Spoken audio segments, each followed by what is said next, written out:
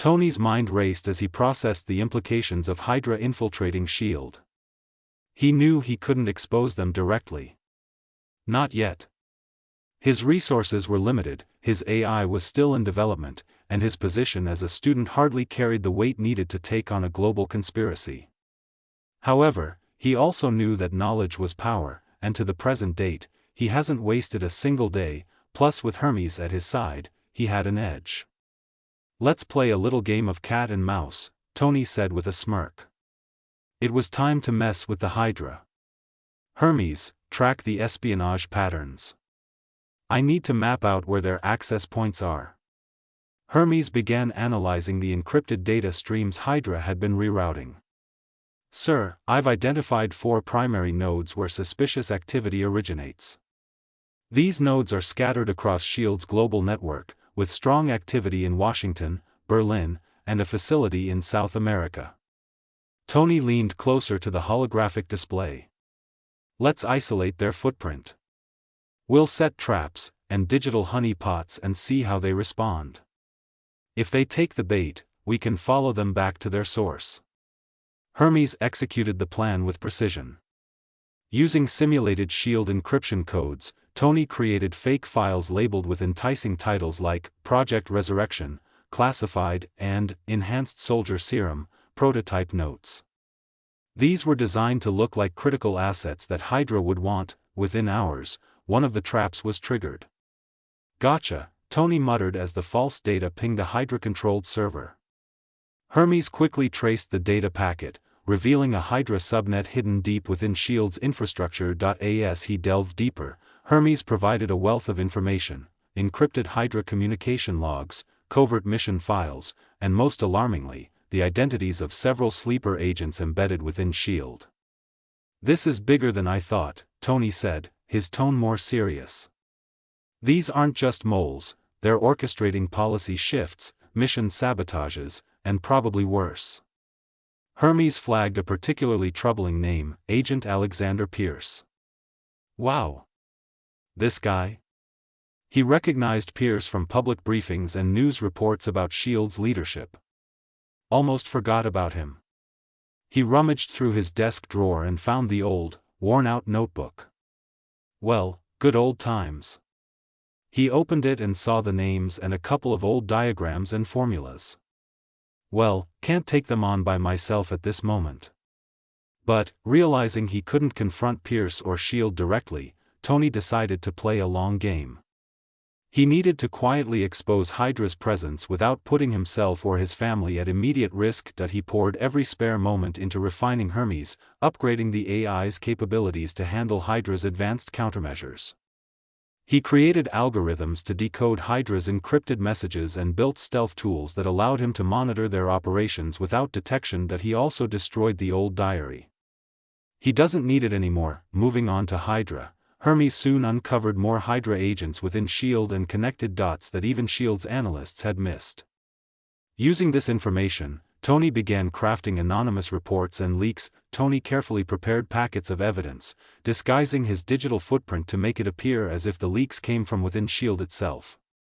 He targeted trustworthy agents he believed could act against Hydra, like Peggy Carter and Howard Stark, ensuring the information reached them subtly and without arousing suspicion. The reports were damning.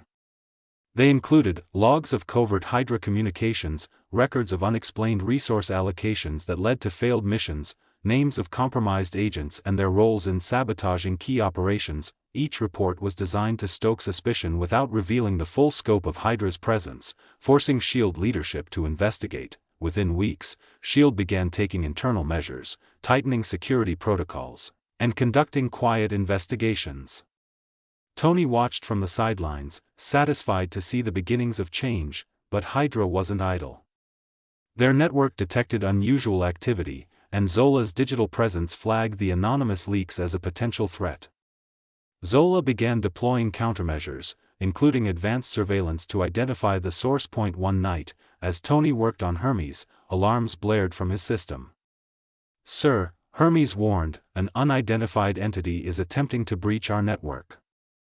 The attack patterns suggest a highly sophisticated AI, Hydra's." Tony smirked. Finally, a worthy challenge. He was a bit overconfident, but he knew his limits. All right, Hermes, it's time to show them what we're made of. Redirect their probes and feed them false leads. Let's give them a wild goose chase. For hours, Tony and Hermes engaged in a high-stakes game of digital chess. Hydra's AI relentlessly probed his defenses, but Tony's ingenuity and Hermes' adaptability kept them at bay. Eventually, Hydra's efforts ceased, but Tony knew this wasn't the end. "They know I'm here," he said, wiping sweat from his brow. "But they don't know who I am yet. That's our advantage for now." Next, Tony decided it was time to correct one of Hydra's most successful manipulations, the rift between Hank Pym and Howard Stark. He knew Pym's research on Pym particles was critical, not just to S.H.I.E.L.D. but potentially to humanity's future. Letting Hydra exploit that rift was a matter he couldn't ignore. Time to send Dr. Pym a wake-up call, he muttered that he pulled up the logs Hermes had uncovered, specifically the forged memos and emails Hydra agents had planted to frame Howard Stark. The deception was brilliant but crude. There were traces of metadata that revealed when the documents had been altered and by whom. Several Hydra agents were named in encrypted communications about the operation. "Let's make sure Pym knows the truth," Tony said, crafting a carefully packaged data file. The file contained logs of Hydra communications discussing their plans to sabotage Pym's work, evidence of forged documents designed to implicate Howard Stark, records of Hydra agents tampering with Pym's equipment and systems, including time-stamped security footage from Pym's lab that Hermes had decrypted from S.H.I.E.L.D.'s archives. A detailed timeline showing how Hydra orchestrated the rift between Pym and Stark. Tony added a brief anonymous note: "Dr. Pym, you were wronged. Howard Stark had no part in the sabotage of your work. The culprits are Hydra agents embedded within S.H.I.E.L.D. They've been manipulating you, using lies to fracture alliances and sow distrust. Attached are the logs and evidence. The truth matters, Dr. Pym. Do with it what you will do." A concerned ally, he encrypted the package with a unique signature, ensuring it wouldn't be intercepted, and sent it through multiple anonymous routing channels to reach Hank Pym's private server. The response was almost immediate. Within hours, Tony's monitoring systems flagged activity on Pym's server. The brilliant scientist had begun analyzing the logs and cross-referencing them against his own records. The revelations hit hard. Pym discovered irrefutable proof that the sabotage came from Hydra, not Howard Stark. The timestamps matched with incidents he had experienced firsthand: unexplained malfunctions, disappearing data, and even altered research results. Pym was furious. For years, he had harbored resentment against Stark, convinced the man had betrayed him for personal gain. Now, faced with the truth, that anger turned to cold determination. He began digging deeper, using the provided evidence to identify other instances of Hydra interference. "Back to Tony, sir. I've intercepted a new piece of information regarding Janet Van Dyne," Hermes announced. Tony sat up in his chair and opened the file. "Ha! Hydra motherfuckers. I guess, messing with the events got some events messed up. Well, I wonder how Hank's gonna take this." Tony's eyes narrowed as he examined the intercepted file. The document detailed a Hydra operation codenamed Winter Veil, aimed at exploiting a critical Cold War conflict to sow chaos and advance Hydra's agenda. Among the details was a reference to Janet Van Dyne, codename Wasp, and a covert mission involving a Soviet ICBM. "Hermes," he said with a serious expression, "give me everything you can find about this mission. Cross-reference it with Hydra's plans and S.H.I.E.L.D.'s historical records." Hermes responded instantly, pulling up a complex network of files, some from Hydra's encrypted servers and others extracted from S.H.I.E.L.D.'s database. The mission's parameters began to take shape on the screen. Hydra had learned about the mission through sleeper agents embedded within S.H.I.E.L.D. Their aim wasn't just sabotage. It was to ensure the mission's catastrophic failure. If the ICBM struck its target, it would escalate tensions between the US and the Soviet Union, bringing the world closer to nuclear war. More disturbingly, Hydra intended to use this chaos to push a global agenda of fear, allowing their operatives to take control in the ensuing power vacuum. As far as Tony could remember from the movies, Janet Van Dyne's role was crucial. She had been assigned to disable the missile alongside Hank Pym. Hydra planned to compromise Janet's mission by tampering with her equipment and feeding her false intel. "This is insane," he muttered. "They're playing games with millions of lives and they don't care who gets caught in the crossfire." Hermes highlighted a critical piece of information. Hydra had planted agents in the field who would interfere directly with Janet's mission. These agents were tasked with ensuring her death, preventing her from disabling the missile, and leaving no trace of Hydra's involvement. "Hermes, package everything we have on Operation Winter Veil. Add a note emphasizing Hydra's direct interference and their plans to ensure Janet's death," Tony ordered. The AI compiled the data and, within seconds, sent it to Hank Pym's secure system. He waited, knowing full well the kind of response this would provoke. Hours later, Hermes detected unusual activity on Hank Pym's servers. Cameras inside Pym's lab revealed the man suiting up in his Ant-Man armor, his face contorted in barely restrained rage. "Oh no," Tony muttered. "Hermes, patch me through to his comm system." Inside his lab, Hank Pym was suiting up.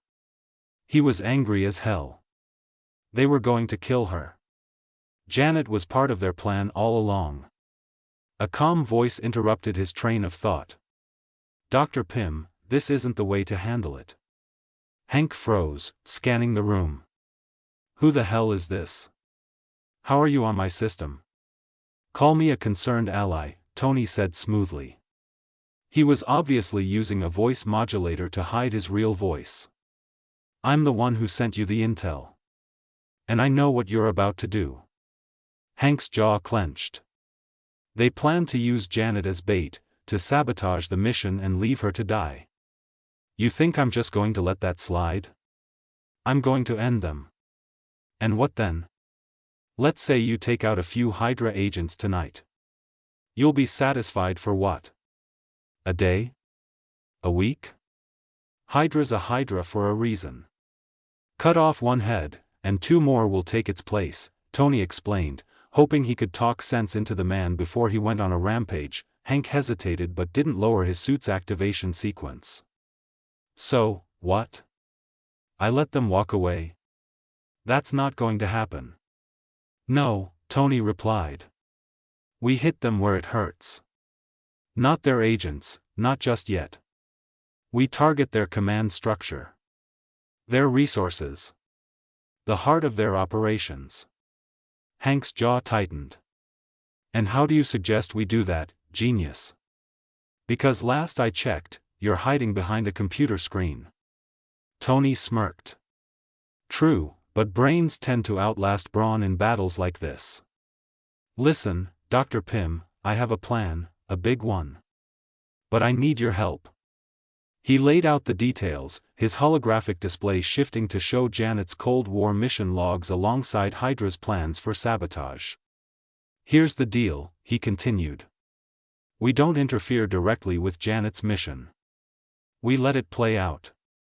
Hydra's agents think they have everything under control, but what they don't know is that we're going to use their weapon against them." Hank's eyes narrowed. "How?" "We'll reprogram the missile," Tony replied. "I've already accessed fragments of Hydra's network, but I can't act openly and I lack the resources to do so. That's where you come in. With your resources and brain, we can pinpoint Hydra's base of operations and the agents. On the day of the launch, we'll redirect the missile. It'll lock onto Hydra's base instead of its original target. But to pull it off, we are gonna need some people inside to make sure everything goes smoothly, and they will be keeping an eye on the Hydra agents within. Then on the day of the launch, our people will eliminate the agents and the missile will hit its target.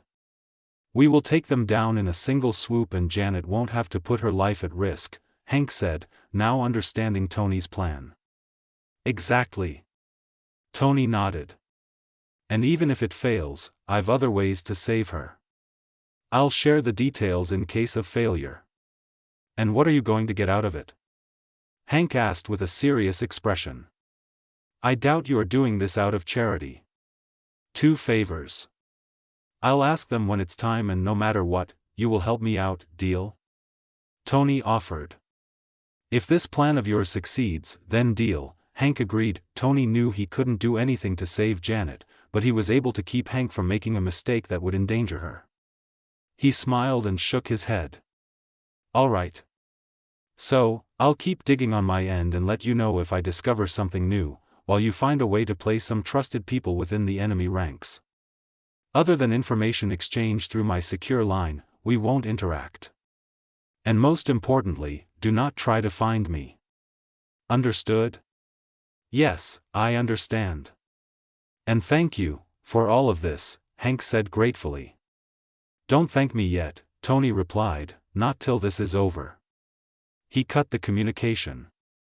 He was about to get some much-needed sleep, but suddenly, a knock on the door made him sigh. Who is it? He asked cautiously, wondering who came looking for him at this hour of the night that he powered down his system. The holograms disappeared in an instant, leaving behind the mundane sight of textbooks, blueprints, and a half-eaten sandwich scattered across his desk. He walked to the door, raking a hand through his hair, attempting to mask the stress etched on his face. It's me, James, Rhodey's voice came through the door. Rhodey, he greeted, feigning surprise. Tony met Rhodey the day he arrived at MIT, and soon they became good friends and somewhat small rivals. Since Tony knew about the future somewhat thanks to his past life info, he wasn't expecting to meet Rhodey here. He thought that somehow his interference with the events might be changing things, like the butterfly effect, or he was probably the MCU version. James Rhodes stood there, his face a mix of annoyance and concern. He was in his usual gray t-shirt and blue jeans. He crossed his arms, stepping into the room without waiting for an invitation. Tony, what the hell are you up to? Tony leaned casually against the doorframe, forcing a smirk.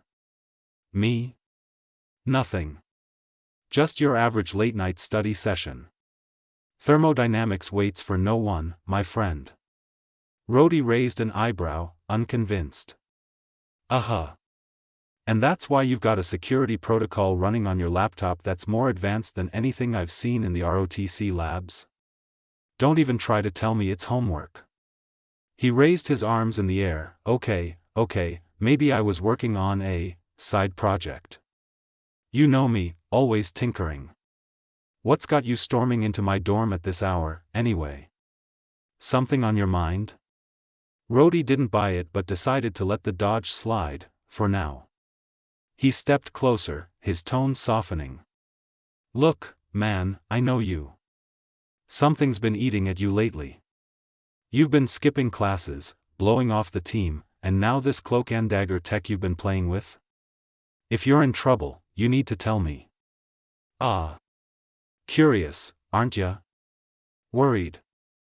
Worried is more accurate. Rhodey corrected him.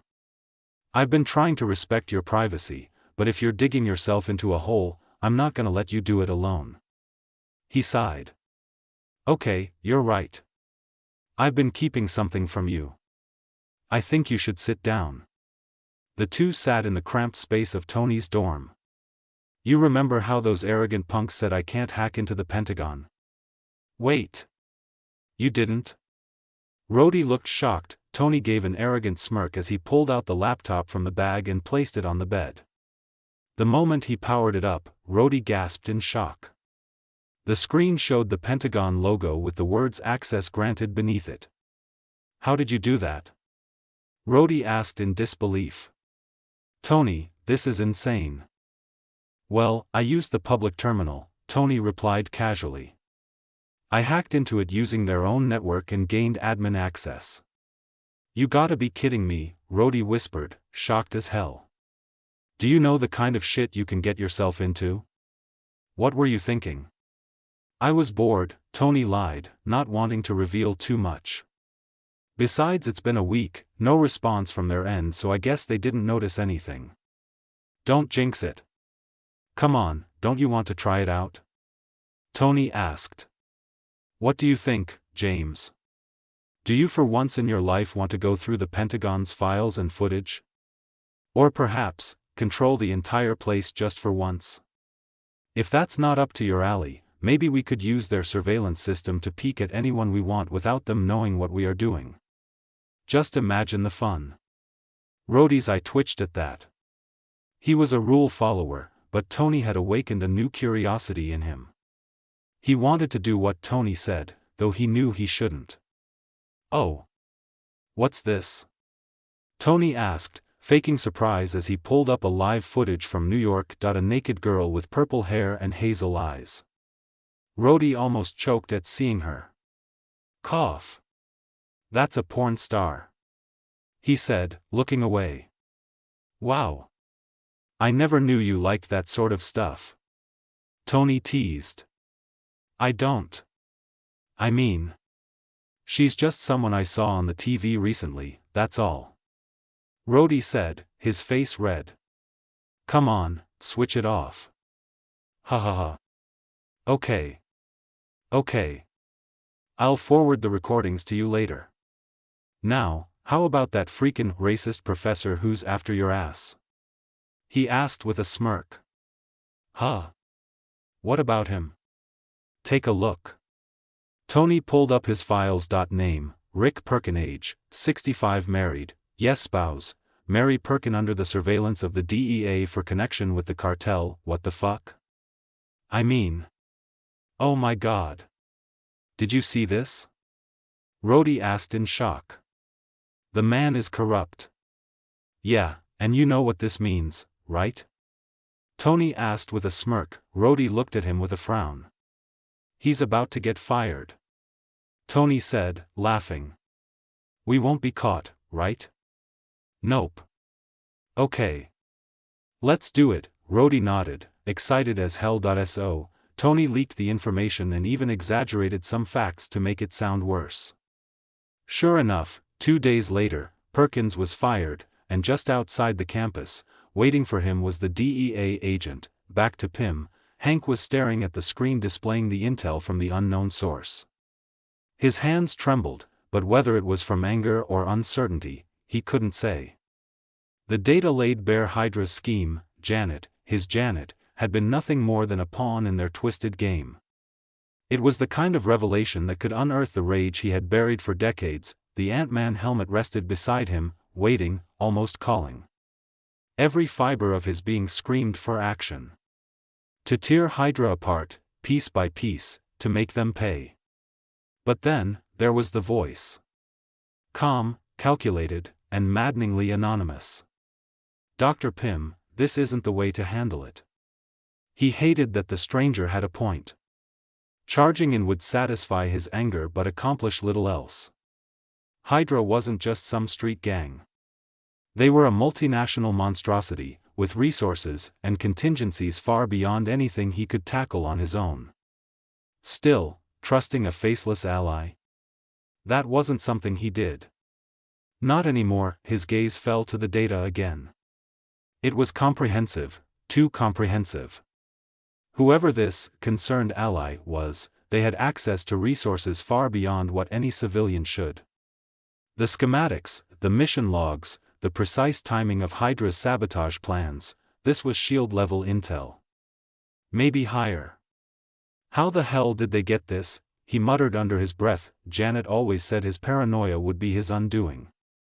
But wasn't paranoia warranted in a world where everyone seemed to have an agenda?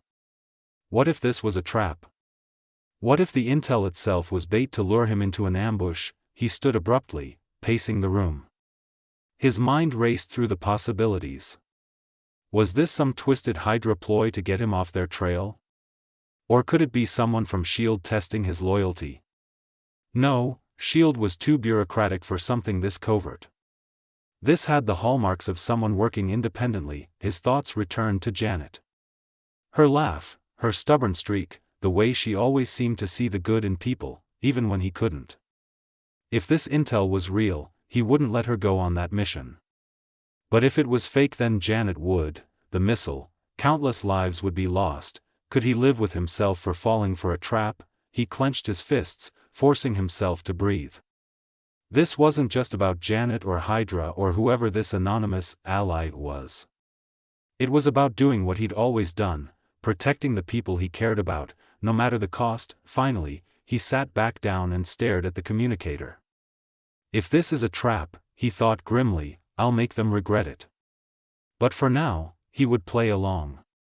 Not because he trusted the mysterious voice, but because it gave him something he couldn't ignore, a plan. A chance. He would verify the data, and double-check every detail. If even one piece of it seemed off, he'd abandon the plan and find another way to save Janet. Alone if he had to, Hank put on the helmet. You're lucky Janet's life is worth more than my pride, he muttered to himself, activating the suit. He plans to infiltrate the Soviets to check the data from the direct source.